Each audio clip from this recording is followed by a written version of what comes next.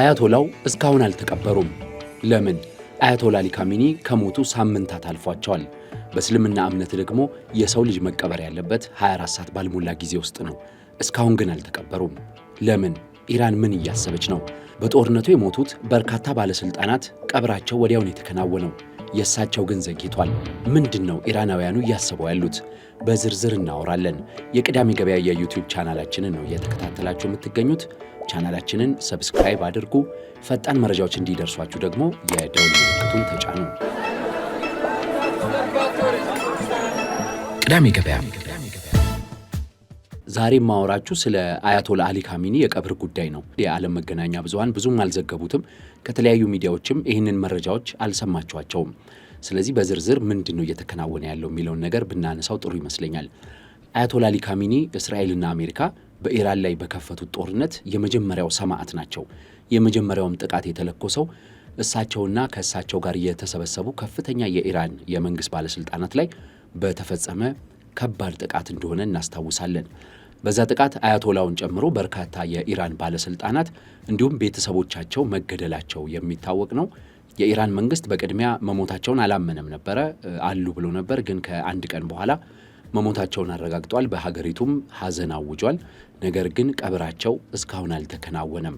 ከእሳቸው ጋር አብረው የተገደሉት ከዛም በኋላ ደግሞ እስራኤልና አሜሪካ እያደኑ የገደሏቸው ትልልቅ ባለስልጣናት ግን የቀብር ስነ ስርዓታቸው እየተከናወነ ነው የሚገኘው።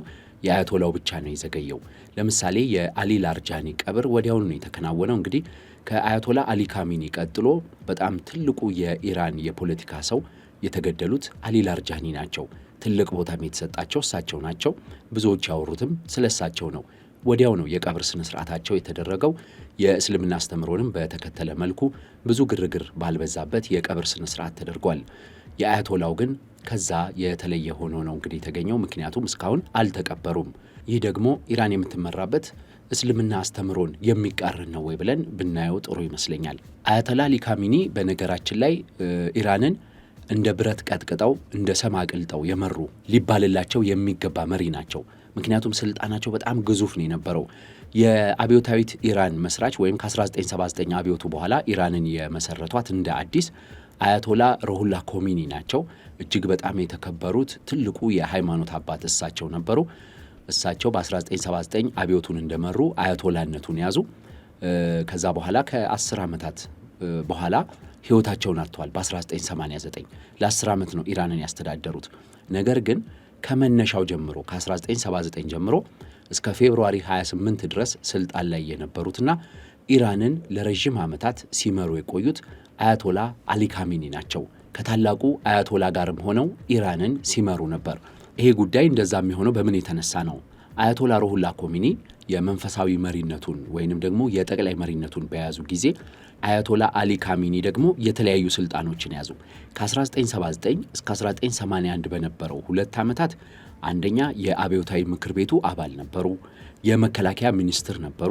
ከዛም በተጨማሪ ደግሞ የቴህራን ከተማ የጁምዓ ዕለት አሰጋጅ ነበሩ። በመንፈሳዊም በዓለማዊም ስልጣን ትልልቅ የበላይነቶችን ይዘው ነበረ አሊ ካሚኒ። ከዛ በተጨማሪ ደግሞ 1981 ላይ ፕሬዝዳንት ተደርገው ተሰየሙ በኢራን። እስከ 1989 ድረስ በፕሬዝዳንትነት ኢራንን አገለገሉ። በዛ ጊዜ በሁለት ነገር ይታወቃሉ አሊ ካሚኒ። የመጀመሪያው ከኢራን እስላማዊ አብዮታዊ ዘብ ጋር ያላቸው ጠንካራ ግንኙነትና ጠንካራ ትስስር ነው። ይህ ደግሞ በቀጣይ ዓመታት ላላቸው ስልጣን ትልቅ መደላድል ሆኖላቸዋል። በሁለተኛነት ደግሞ የሚታወቁት ከጠቅላይ ሚኒስትራቸው ሁሴን ሙሳቪ ጋር የነበራቸው ሽኩቻ ነው። ሁሴን ሙሳቪ በነገራችን ላይ በርካታ ኢራናውያንና የኢራንን ፖለቲካና ታሪክ የሚከታተሉ ሰዎች ከ1979 በኋላ የተመሰረተችው አብዮታዊት እስላማዊትን ኢራን የቀረጹ ከፍተኛ የኢኮኖሚና ወታደራዊም ሌሎችም ለውጦች እንዲመጡ ከፍተኛ መሰረት የጣሉ ሰው ይሏቸዋል። ነገር ግን አሊ ካሚኒ ከእሳቸው ጋር በነበራቸው ግጭት ይታወቃሉ። ከዛ በኋላ በ1989 የአያቶላነቱን ስልጣን ሲይዙ የኢራን ጠቅላይ መሪ ሆኑና አያቶላ አሊ ካሚኒ 36 ዓመት አያቶላ ሆኗል። ወደ 9 ዓመት ገደማ ፕሬዝዳንት ሆነው አገልግለዋል። ስለዚህ በኢራን ታሪክ ውስጥ ከ40 ዓመት በላይ በፖለቲካም በሃይማኖታዊ መሪነት ጠቅልለው የያዙ እጅግ በጣም ጠንካራና አንዳንዶች አምባገነንም የሚሏቸው መሪ ነበሩ እኚህ ሰው። እኚህ ሰው በ1981 ዓመተ ምህረት ላይ ልክ ፕሬዝዳንት በሆኑበት ዓመት ላይ በተሰነዘረባቸው የግድያ ሙከራ ሳይሞቱ ቀኝ እጃቸው ግን ቆስሎና ፓራላይዝ ሆኖ ብዙ ጊዜ በግራ እጃቸው እያወዛወዙ ንግግር ሲያደርጉ የምናውቃቸውም በዚህ የተነሳ ነው። እንግዲህ አያቶላ አሊ ካሚኒን አያቶላ አሊ ካሚኒ የተወለዱት ማሻድ በምትባለው የኢራን የእስልምና መድረሳዎች ባሉባት ከተማ ነው። በማሻድ በናጃፍና በቆም የሃይማኖታዊ ትምህርታቸውን ተምረዋል።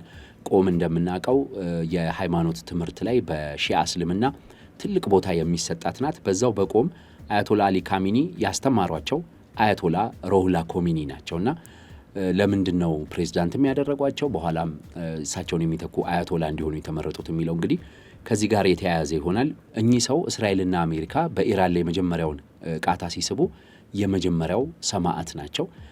በሰማዕትነት እንዲታሰቡ ኢራናውያኑ ይፈልጋሉ። በተለይ አሁን ያለው የኢራን መንግስት ያንን ይፈልጋልና እሳቸውን ቀብራቸውን ለማፋጠን አልቸኮሉም። የቀብር ስነስርዓታቸውን ዘግይቷል። የእስልምና አስተምሮ ግን ከዚህ ጋር የተለየ ሐሳብ ነው ያለው። በእርግጥ ከሞትና ከቀብር ጋር በተያያዘ ያለውን የእስልምና እምነት ዋና ዋና ነጥቦች የእስልምና እምነት ተከታዮችና የሃይማኖት አባቶች ቢያብራሩት የተሻለ ይሆናል። ነገር ግን አጭር ነገር ለመጥቀስ በእስልምና እምነት የሰው ልጅ ሕይወቱ ካለፈ በ24 ሰዓት ውስጥ እንዲቀበር ነቢዩ መሐመድ ማሳሰቢያ ከሰጧቸው ነጥቦች አንዱ ነው።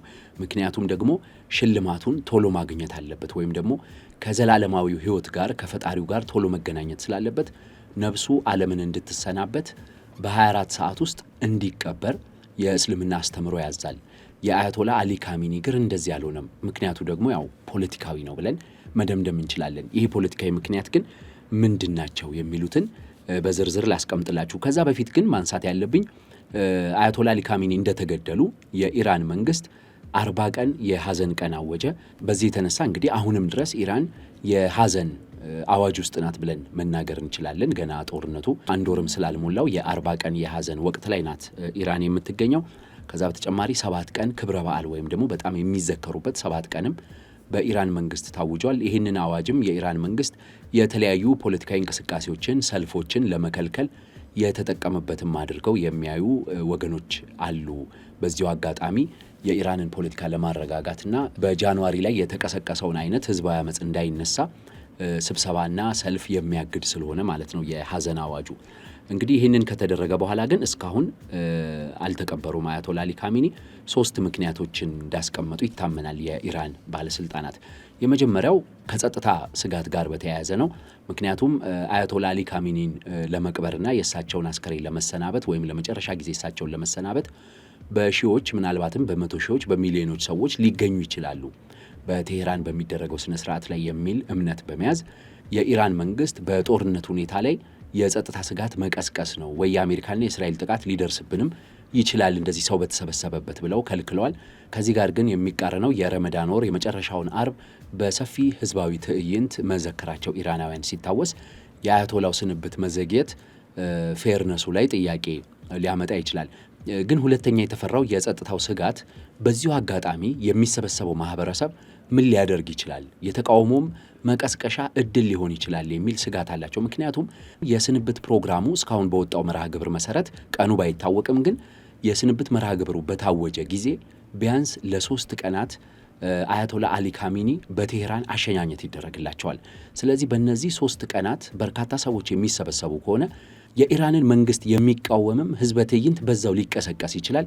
ከፍተኛ የሆነ ግጭትም በደጋፊዎችና በተቃዋሚዎች መካከል ሊነሳ ይችላል። ስለዚህ የኢራን መንግስት በፍጹም በእንደዚህ አይነት ሙሉ ለሙሉ ሁኔታውን ሊቆጣጠር በማይችልበት ሁኔታ ሰዎች አደባባይ እንዲወጡ በይፋ መፍቀዱን ፈርቶታልና የጸጥታ ስጋት በዋናነት የተነሳውን እስካሁን አያቶላ አሊ ካሚኒ ያልተቀበሩበት።